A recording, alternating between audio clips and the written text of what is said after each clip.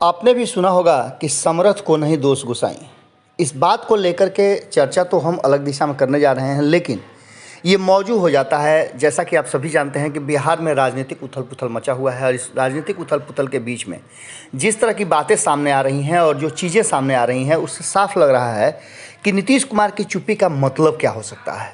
और वहीं दूसरी तरफ ललन सिंह, जो लगातार चीज़ों को अपने अंदाज में रखते थे, वो धड़ाधड़ अटैक क्यों कर रहे हैं।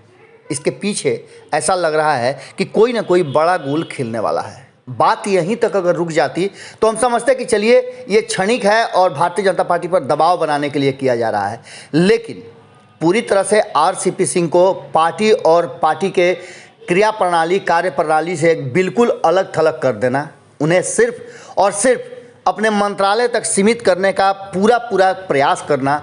वहीं दूसरी तरफ केसी त्यागी का लगातार ललन सिंह का समर्थन करना और पूरी पार्टी के जितने भी वरिष्ठ नेता हैं उन सारे लोगों का चुप्पी साध लेना, इस बात की तरफ इशारा करता है कि कहीं ना कहीं बड़ा प्लान बना रही है जनता दल यूनाइटेड। जनता दल यूनाइटेड को बार बार इस बात की तरफ भारतीय जनता पार्टी इशारा कर रही थी और धमकाने का प्रयास कर रही थी कि वो सरकार तो बचा लेंगे, लेकिन नीतीश कुमार अपनी पार्टी बचा लें।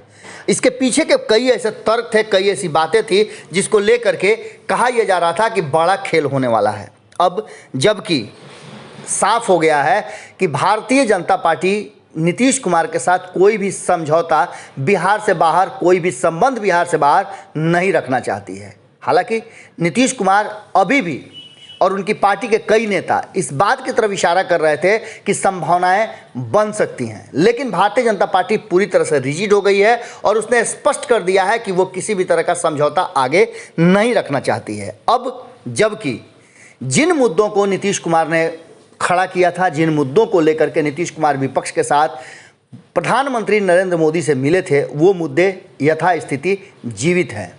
भारतीय जनता पार्टी ने उन मुद्दों को सिरे से खारिज कर दिया है। उसके बाद भी उन मुद्दों के पन्नों को, जो कि अतीत हो गए हैं, उसे पलटने का मतलब क्या है, उसे उठकेरने का कारण क्या है, ये आप बेहतर समझ रहे होंगे कि नीतीश कुमार के पास कोई भी ऐसा रास्ता नहीं छोड़ा है भारतीय जनता पार्टी ने जिससे वो पहले वाली स्थिति में आकर के भारतीय जनता पार्टी पर दबाव बना सकें। अब इन सारी स्थितियों को लेकर के जहां एक तरफ जो समझौता विपक्ष के साथ होना था, उस समझौते में भी नीतीश कुमार का अड़ियल रवैया कहीं ना कहीं आड़े आ रहा है। हालांकि हमने आपको बताया कि फॉर्मूला कहीं ना कहीं प्रशांत किशोर बनाने के लिए तैयार हैं और प्रशांत किशोर जैसे ही आरसीपी सिंह, जो उनके प्रबल विरोधी कह लीजिए, राजनीतिक दुश्मन कह लीजिए, जिनके कारण उन्हें जदयू छोड़ना पड़ा था, आज वो जदयू से बिल्कुल अलग थलग हैं। और शायद यही वो रणनीति है जिसको लेकर के ललन सिंह एग्रेसिव और अटैकिंग स्थिति में आ गए हैं। जनता दल यूनाइटेड की तरफ से लगातार बिहार को विशेष राज्य के दर्जे की मांग की गई थी और ये मांग कहीं ना कहीं नीतीश कुमार ने उठाया था। नीतीश कुमार ने मीडिया के सामने तब ये बात कही थी जब मीडिया बार बार ये सवाल खड़े कर रहा था कि बिहार पिछले पायदान पर है। नीति आयोग की रिपोर्ट में बिहार को फिसड्डी साबित किया गया है और इसके बावजूद भी नीतीश कुमार को सुशासन बाबू और विकास पुरुष कहा जाता है। ये आखिर तालमेल क्यों बैठाया जा रहा है, इसका प्रयास क्यों किया जा रहा है और क्यों लोगों को बरगलाया जा रहा है। इस पर नीतीश कुमार ने जो बातें कही वो बड़ा ही सीधा और सटीक था। उन्होंने स्पष्ट कहा कि यदि केंद्र को लगता है, भारतीय जनता पार्टी को लगता है, प्रधानमंत्री को लगता है, नीति आयोग को लगता है और आप सभी को भी लगता है कि बिहार पिछड़ रहा है, तो फिर बिहार को विशेष राज्य का दर्जा, जो एक पुरानी मांग है, उसे क्यों नहीं दे रहे हैं।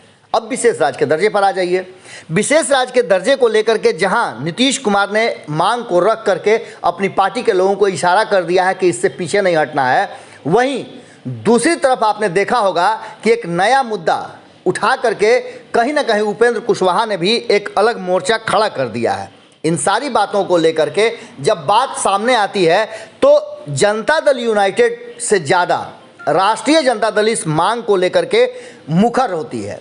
राष्ट्रीय जनता दल का कहना है कि जब 2000 में बिहार को बांटा जा रहा था तब इसकी मांग की गई थी और वर्तमान प्रधानमंत्री अटल बिहारी वाजपेयी के सामने झोली फैला करके राबड़ी देवी ने डिमांड किया था कि अगर झारखंड को बिहार से अलग करने का मन बना ही लिए हैं, कर ही देना है, तो ऐसी स्थिति में बिहार को विशेष राज्य का दर्जा दिया जाए जिससे कि बिहार का विकास सुचारू रूप से चल सके। अब आप समझ लीजिए कि एक तरफ जहां कहा जाता है कि लालू प्रसाद का शासन बिहार को पीछे ढकेल रहा था, वहीं दूसरी तरफ बिहार 16 साल के नीतीश कुमार के और भारतीय जनता पार्टी के शासन में पिछड़ी राज्य बन गया है। और राबड़ी देवी जब 2000 में मांग रही थी विशेष राज्य का दर्जा, तब नहीं दिया गया। इन सारी बातों को अगर कड़ियों को जोड़ा जाए तो कहीं ना कहीं एक बात तो साफ नज़र आती है कि नीतीश कुमार और ललन सिंह के बीच में कोई ऐसा समझौता जरूर है जिसमें नीतीश कुमार चुपचाप रहेंगे, जो कि 2015 में देखने को मिला था कि नीतीश कुमार पर लाख अटैच भारतीय जनता पार्टी करती रही, लेकिन नीतीश कुमार चुप रहे और उनके लिए लगातार लड़ाई लड़ते रहे लालू प्रसाद, जिसका नतीजा हुआ कि भारतीय जनता पार्टी को चित कर दिया गया। एक बार फिर से वो स्थिति आ गई है और ललन सिंह उसी रोल में आ गए हैं।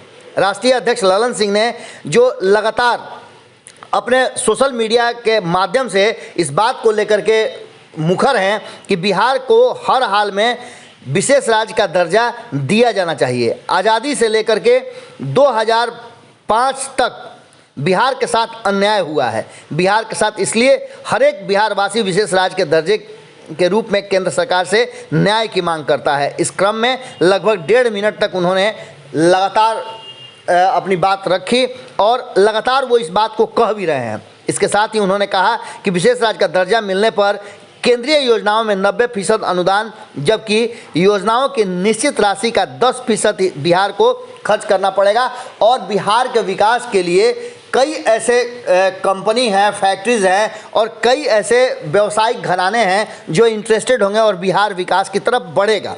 इन सारी बातों को लेकर के आप समझ सकते हैं कि जहां एक तरफ जम करके ये पूरा माहौल चल रहा है, वहीं आज़ाद भारत के 73वें गणतंत्रता दिवस के दिन लगातार सब कुछ देखते हुए और बिहार को विशेष राज्य का दर्जा दिलाने के लिए पूरी तरह से एकजुट हैं। इन सारी बातों के बीच में आपने एक बहुत महत्वपूर्ण चीज़ देखा होगा कि जिस मांग को कभी राष्ट्रीय जनता दल ने उठाया था, राबड़ी देवी ने उठाया था मुख्यमंत्री के रूप में, उस मांग को कंटिन्यू करते हुए नीतीश कुमार लगातार मांग करते रहे हैं। इसके लिए धरना प्रदर्शन भी नीतीश कुमार ने किया है और एक बार फिर से एक बड़ी रणनीति बना करके एक बड़े आंदोलन की तैयारी में नीतीश कुमार के टीम की तरफ से तैयारियां की जा रही हैं और इसमें पूरी तरह से राष्ट्रीय जनता दल का उन्हें सहयोग मिल रहा है। इन सारी बातों को अगर एक किनारे पर रख दिया जाए तो आपको देखने को मिलेगा कि नीतीश कुमार हर हाल में भारतीय जनता पार्टी को कटघरे में खड़ा रखना चाहते हैं बिहार की जनता के सामने। और ये सारी बातें तब सामने आई हैं जब नीतीश कुमार की बातों को मानने से इनकार करते जा रहे हैं कहीं ना कहीं भारतीय जनता पार्टी और प्रधानमंत्री नरेंद्र मोदी।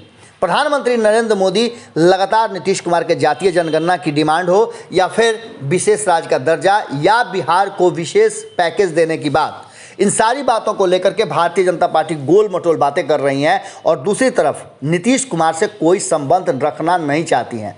इन सारी स्थितियों को देखते हुए एक बात तो तय नज़र आ रही है कि भारतीय जनता पार्टी एक बार फिर से जो नए तेवर और नए कलेवर के साथ दिल्ली में एक बड़ी मीटिंग के बाद बिहार में एक बार फिर से नीतीश कुमार को लुभाने का और फुसलाने का काम कर रही है। उसके पीछे की रणनीति है कि नीतीश कुमार और लालू प्रसाद के बीच में, तेजस्वी यादव के बीच में कहीं कोई समझौता न हो जाए, क्योंकि प्रशांत किशोर ने जो एक नया रास्ता दे दिया है, एक नया सुझाव दिया है जिसमें स्पष्ट किया है कि 2024 में नरेंद्र मोदी को हराना संभव है।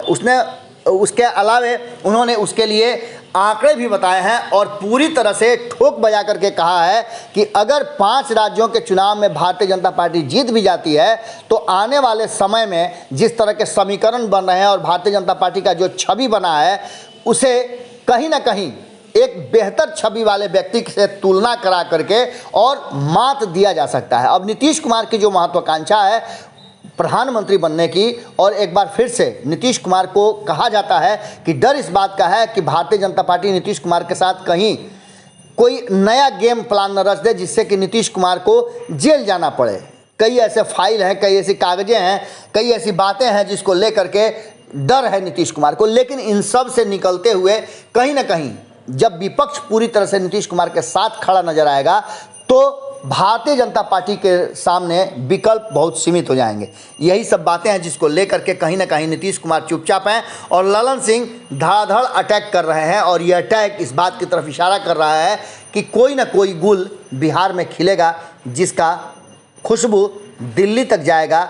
अब देख लीजिए 5 राज्यों के चुनाव में क्या कुछ रिजल्ट आता है, इस पर बहुत कुछ निर्भर करेगा। लेकिन उससे पहले नीतीश कुमार को तैयार किया जा रहा है कि वो भारतीय जनता पार्टी के सामने पूरी मजबूती के साथ और विपक्ष को एकजुट करके चलें।